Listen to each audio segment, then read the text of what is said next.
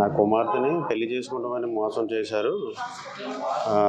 పెళ్లి చేసుకుంటా తప్పించాలనే ఉద్దేశంతో ఇక్కడ విశాఖపట్నం వి హోటల్కి తీసుకువచ్చి విశాఖపట్నంలో ఉండే వి హోటల్ తీసుకువచ్చి అక్కడ విషము తాగించాడని ఇచ్చారు మా కంప్లైంట్. దానిపైన మేము కేసు కట్టాము. అంతే.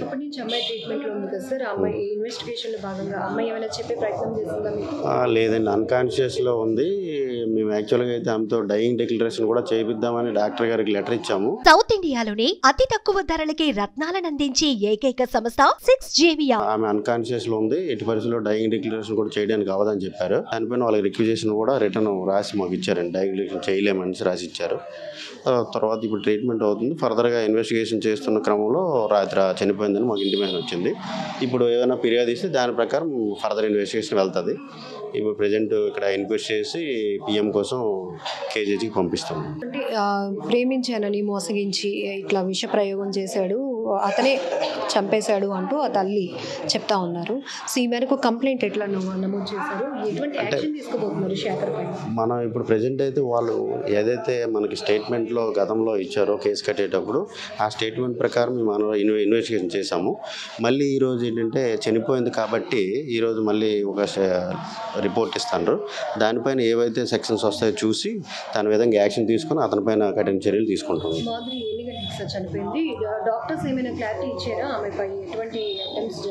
అంటే విషం తాగి ఉంటుందండి. విషము అయితే తాగారు.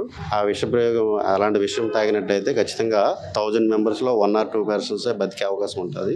ప్రజెంట్ అయితే మేము ట్రీట్మెంట్ చేస్తామని చెప్పారు. నిన్న అదే 4వ తేదీ రాత్రి 10:30-11 ఆ టైంలో మాకు డెత్ ఇంటిమేషన్ ఇచ్చారు. అందుకు మేము ఇప్పుడు వచ్చి ఫర్దర్ ఇన్వెస్టిగేషన్ చేయడానికి వచ్చాము. అది ఒక 6 years నుంచి ప్రేమలో ఉన్నారని చెప్తుండ్రు. Already software engineers. ఇదంతా కూడా వ్యవహారం అంతా హైదరాబాద్లో జరిగిందంట. హైదరాబాద్ ఇన్ఫోసిస్ చేస్తానని చెప్పారు. వాళ్ళ బంధువుల కాడైతే ఇన్ఫోసిస్ అని చెప్పారు.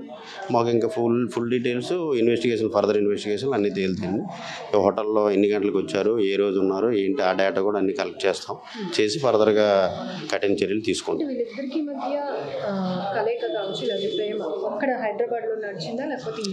అది ఇంకా తెలియదండి. మాకు వాళ్ళ బంధువులు చెప్పారు. అక్కడ సాఫ్ట్వేర్ ఇంజనీర్గా పనిచేసేటప్పటి నుంచి మ్యారేజ్ చేసుకోనని చెప్పారు. ఇప్పుడు మాకు ఇన్వెస్టిగేషన్లో క్లియర్ కట్గా అన్నీ కూడా మేము డేటా తీసుకొని ముందుకి వెళ్తామండి. ఇన్వెస్టిగేషన్ కంప్లీట్ చేస్తాము. అతని పైన కూడా చర్యలు తీసుకుంటాం. ఆ తల్లి ఇచ్చిన ఫస్ట్ కంప్లైంట్ మేరకు శేఖర్కి మీరు కాల్ చేయడం జరిగిందా? ఒక క్లారిటీ అనేది అడిగామండి. ఆల్రెడీ ఇన్వెస్టిగేషన్ చేసాము. కాకపోతే ఇప్పుడు ఫర్దర్ ఇన్వెస్టిగేషన్లో ఏ సెక్షన్స్ వస్తాయో అంటే బెయిలబుల్, నాన్ బెయిలబుల్ సెక్షన్స్ ఉంటాయి కదా, వాటి ప్రకారం ఇప్పుడు ముందుకెళ్ళాలి. ఇప్పుడు చనిపోయింది కాబట్టి ఇంకా వాళ్ళు విషం తాగించారని వాటికి సంబంధించి కూడా సెక్షన్స్ వేసి రిమైండ్ పెడతామండి. యాజ్ ఎ పోలీస్ ఆఫీసర్ ఒక మెసేజ్ మీ నుంచి కూడా, ఎందుకంటే ఈ మధ్య పిల్లలు బాగా చదివిస్తున్నాము, మంచి ఉద్యోగాలు సెటిల్ అయ్యారని పేరెంట్స్ ఆలోచన, కానీ వీళ్ళ ప్రేమని తెలియలేని వాళ్ళతో వాళ్ళని నమ్మి వెళ్ళటం హోటల్కి మనం చూసాం. ఇప్పుడు ఈ కేసులో మీరు ఏం చెప్పాలనుకున్నారు మెసేజ్? మేము చెప్పేది ఏంటంటే ప్రతి ఒక్కరు కూడా ఎలాంటి సడన్ డెసిషన్స్ తీసుకోకూడదండి. ఏదైనా ఉంటే వాళ్ళ ప్రాబ్లమ్స్ ఉంటే ఏదైనా పోలీస్ స్టేషన్ కానీ దిశ పోలీస్ స్టేషన్స్ ఇవన్నీ ఉన్నాయండి. వాళ్ళు వచ్చి ఇలా మా మధ్య ఇలా ప్రేమ వివాహం జరిగింది, లేదంటే ఏదైనా ఇంకా మ్యారేజ్ డిస్ప్యూట్స్ కానీ ఏమైనా జరిగాయంటే ఒక కంప్లైంట్ ఇచ్చి ఉంటే వాళ్ళకి పిలిచి కేసు నమోదు చేయడం కానీ లేకపోతే ఫర్దర్గా వాళ్ళకి ఏదైనా కౌన్సిలింగ్ చేయడం కానీ జరుగుతుంది.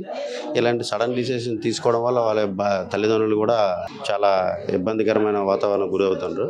అలా జరగకుండా ఉండాలని మేము కూడా కాలేజెస్ వీటిల్లో కూడా డిగ్రీ కాలేజెస్ వేరే ఇంట్లో కూడా మేము అవేర్నెస్లు కూడా చేస్తాము. అయినప్పుడు కూడా ఇలాంటివి కొన్ని జరుగుతున్నాయి.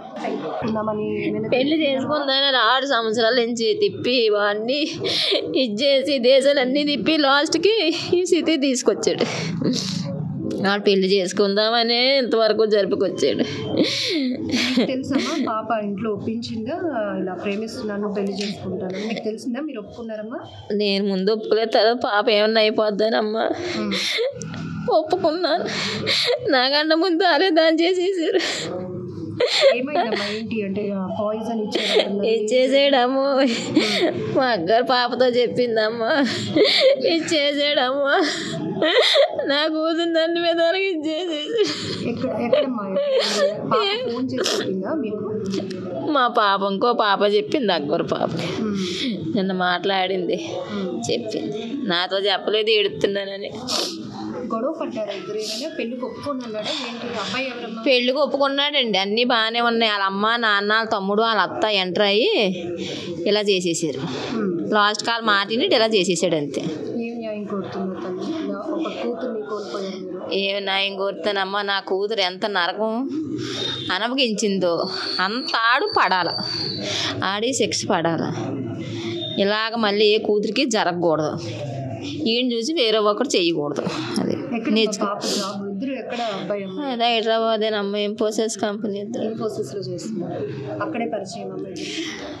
ఎక్కడే పరిచయం అని అన్నదమ్మా. ఎప్పుడైనా అబ్బాయితో మాట్లాడారా పెళ్ళికి రావాలన్నా? పెద్దలు వెళ్ళారు, ఆడే రమ్మన్నాడు. ఆ ఊరు పెద్ద మనుషులతో పెట్టారు, మాట్లాడదాం కంగారు వెళ్ళేది చేద్దాం అని అన్నారు అంతే. కానీ కుర్రోడు వెనక ఉన్న ఫ్యామిలీ మంచోళ్ళు కాదు. ఎందుకమ్మా ఇప్పుడు ఇష్టపడి ప్రేమించుకున్నారు, పెళ్ళికి ఎందుకు అబ్బాయి వద్దంటున్నాడు? అంటే మోసం చేయాలని ఆలోచన ఉందా ఏంటి? మోసం చేయాలండి, కట్నాల కోసం. ఓ 10 కోట్లు కావాలంటాడు. అది చెప్పారా మీకు?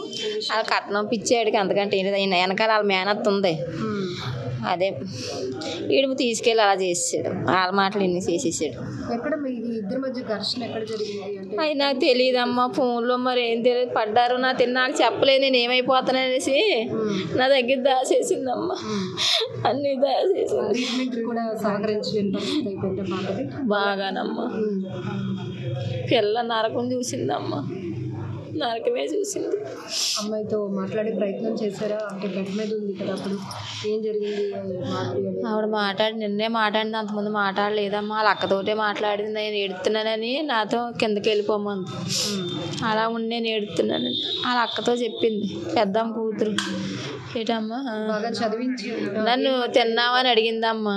నన్ను చూసింది, తిన్నావా అమ్మ అంటే తిన్నానన్నాను. నువ్వు కిందకి వెళ్ళిపోమ్మా అంది. వాళ్ళ అక్కతో మాట్లాడుకుంది. బాగా చదివించారు అమ్మాయిని? బాగా చదివించాను అమ్మ, నా బంగారు తల్లి. దేంట్లోనైనా ఫస్ట్ మార్కులే. చదువుతూనే ఉద్యోగం వచ్చేసింది పాప. సినిమా యాక్టర్లాగా ఉంటుంది నా కూతురు.